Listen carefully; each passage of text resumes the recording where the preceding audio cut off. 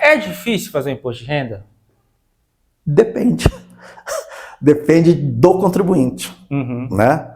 Um contribuinte assalariado com uma única fonte de renda não é difícil, é fácil. A pessoa poderia fazer sozinho, não precisaria nem de um contador. Agora, existem as pessoas que têm dificuldade com informática, né? Existem as pessoas que têm dificuldade de entender a legislação, essas precisam de ajuda de um contador. E existem as pessoas que não gostam. Não gostam. Eu tenho amigos que falam, faz para mim a declaração. Eu falo, eu faço. Mas por que você não faz? Eu falo, eu não gosto de fazer, eu sei fazer, já fiz vários anos, mas não gosto. É uma coisa que eu não tenho paciência e não tenho tempo.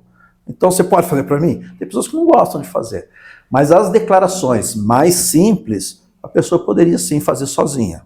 Agora as declarações onde a pessoa tem várias fontes de renda, onde tem venda de imóveis, aí tem que fazer calcular ganho de capital, ou investe em renda variável, aí começam a ficar mais complicadas, aí elas precisam de ajuda sim. Você falou aí que a pessoa de uma única renda. Quem é, por exemplo, CLT, mas também faz trabalhos como freelancer? Como que funciona? O que é que muda para essas pessoas? Eles vão juntar a renda. Olha eu voltando nos 5 mil de novo. Vamos lá. A pessoa trabalha num emprego CLT e ganha 4 mil por mês. Ele está isento dos 5 mil. Todo mês não vem descontado dele imposto de renda na fonte. Mas aí ele tem um outro emprego ou uma prestação de serviço que ele faz para alguém, como você falou, aí um freelance, e ganha lá mais 3 mil, 3.500 por mês. E lá também, na outra empresa que ele presta serviço, ele vai estar isento por causa dos 5 mil. Só que a isenção dos 5 mil não é por renda, é na renda total. Então 4 em uma, mais 3 na outra, somando dá 7. Ele não está na isenção dos 5 mil. Mas durante o ano ele não foi sendo retido esse imposto, porque as empresas são independentes. Cada um olha, 4 mil está isento, 3 mil está isento. Quando chegar na declaração do ano seguinte, ele vai declarar essa renda, essas rendas vão se juntar e ele não vai ter isenção dos 5 mil. Ele vai ter que pagar bastante imposto. Para ele não se assustar, ele pode ir pagando mês a mês da sua de espontaneidade, ele vai calculando o imposto e pagando mês a mês, que é o chamado Carnê-Leão. Inclusive tem um aplicativo no site da Receita Federal chamado Carnê-Leão, que ajuda ele a preencher e calcular o imposto dele. É simples? É. Quem vai começar a fazer a sua declaração agora, ou quem vai fazer pela primeira vez na 2027? Como que as pessoas se organizam? Porque pelo que você falou, não é difícil, né? Certo. Se você tem uma única renda, então não é difícil. Mas tem uma questão de organização, de guardar recibo, essas coisas que eu acho que ainda é uma dificuldade para as pessoas, né? Porque é um ano que você guarda aquele negócio, 10 meses que você guarda aquele negócio. Isso mesmo. Né? A organização ainda é um problema. Isso mesmo. Então, vejam, é bom você guardar, porque ainda não aparece 100% lá na declaração pré-preenchida. Mas isso está melhorando. Você vê, o próprio Receita Saúde está deixando os recibos já na sua declaração. Os informes da empresa já estão ficando na sua declaração. É que muitas pessoas ainda não usam a declaração pré-preenchida. Você pode fazer ela tanto online, como puxar os dados de lá e baixar no programa no computador, puxar os dados da pré-preenchida, e essas informações já vêm. Ainda não estamos numa fase que eu poderia falar, abandone todos os seus recibos, não guarde mais nada, que já está tudo lá. Entendi. Na verdade, já está lá, eu diria assim, uns 80%, já está lá. Para alguns contribuintes, 100%. Caramba. A minha declaração, por exemplo, já vem tudo lá, já está lá. Mas ainda não é 100%. Então, às vezes falta. Você olha, eu tive um recibo de médico e não apareceu lá. Então, ainda esse sistema tem avançado, tem melhorado, mas ainda não abrangeu 100%. Então, é bom guardar. Durante o ano é bom guardar. E não tem alternativa, você tem que guardar mesmo. Tem que abrir uma pastinha e põe dentro da pasta e guarda os recibos lá. Mas eu acho que não são tantos assim também, né? Com todas essas mudanças que houve, o contribuinte tem que ter um cuidado a mais do que ele tinha antes ou não necessariamente? Não necessariamente, porque as mudanças que estão ocorrendo estão sendo mais nas questões de melhorias em sistemas, né? Mas os cuidados são os mesmos que tinha antes, as preocupações são as mesmas, a legislação não mudou, a exceto da isenção dos 5 mil, mas que vai declarar só no próximo ano. Então eu acredito que os cuidados são os mesmos. Além das multas, para quem esquece de fazer o imposto de renda, quais são os problemas que essa pessoa pode ter? O problema que ela pode ter é a suspensão do CPF. O CPF ficar suspenso ou ficar pendente, ficar uma pendência no CPF. Aí o que acontece? Quando você vai fazer qualquer transação que precisa do seu CPF, você não consegue fazer, porque consta que o seu CPF está com uma pendência. Eu vou financiar um imóvel, financiar um carro, vou fazer uma compra de um bem. Isso impacta no seu score também, não?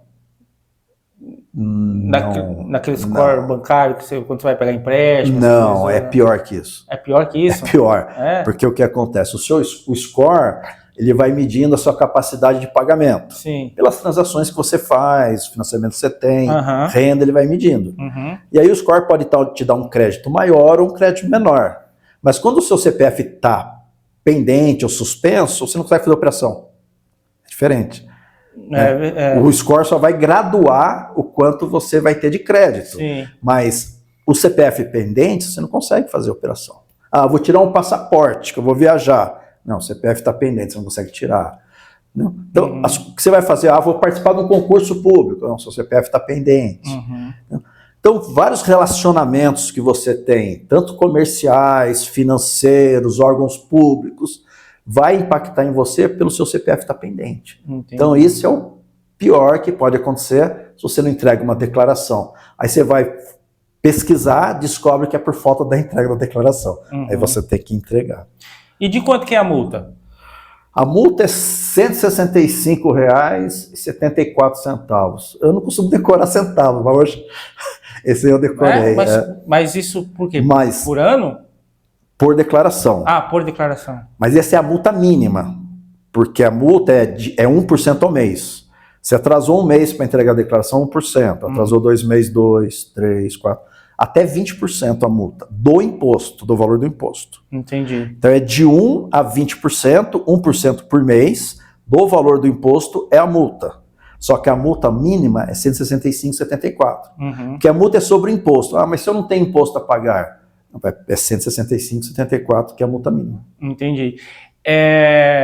E para que haja essa restrição no CPF que você citou, é a partir de quanto tempo de atraso na entrega? Olha, não tem assim um padrão, mas não é imediato. Entendi. Eu já vi pessoas com declaração de 1 ano, 2 anos, sem entregar a declaração, sendo obrigado a entregar, e o CPF estava perfeito, não estava pendente, não estava suspenso, estava perfeito. Isso pode ocorrer no prazo de 5 anos, porque no prazo de 5 anos, se você não tomou nenhuma atitude para regularização da sua declaração, a Receita Federal vai te autuar e aí ele vai suspender seu CPF. E para quem teve o CPF bloqueado, não fez por algum motivo, e agora se organizou e entregou o que tinha de entregar. É automático. É automático? É automático. Se o que estava te prendendo ali no CPF era a falta da entrega da declaração, uma vez entregue, o desbloqueio do CPF é automático. Ele volta a ser ativo automaticamente. Tem muita gente que deixa de entregar ainda?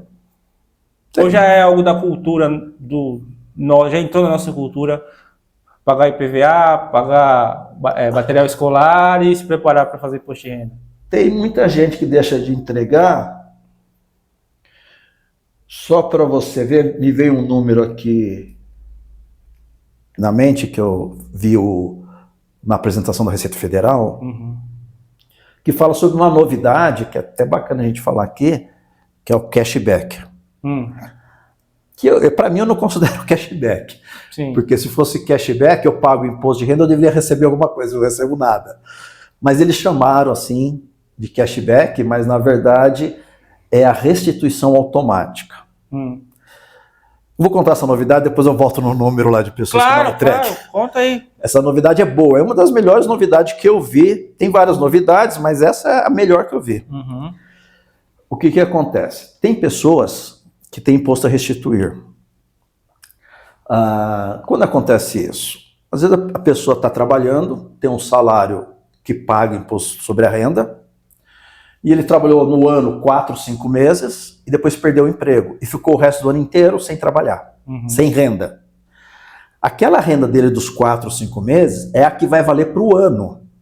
Então, ele vai ficar numa renda que ele não é obrigado a declarar, abaixo da declaração. Ele não é obrigado a declarar, ele não declara. Mas a retenção que ele teve naqueles meses, ele pode receber de volta. Como que ele faz para receber de volta? Declarando. Faz a declaração e recebe. E isso eu sempre oriento as pessoas, os contribuintes, meus clientes, falam assim, você não está obrigado a declarar, mas você não teve imposto retido? Não sei, onde eu vejo? Já vê no informe de rendimento. Tem imposto retido. Se você declarar, você vai receber esse imposto retido de volta. Né? Então eu sempre orientei, declarem para receber o imposto retido, mesmo não sendo obrigado.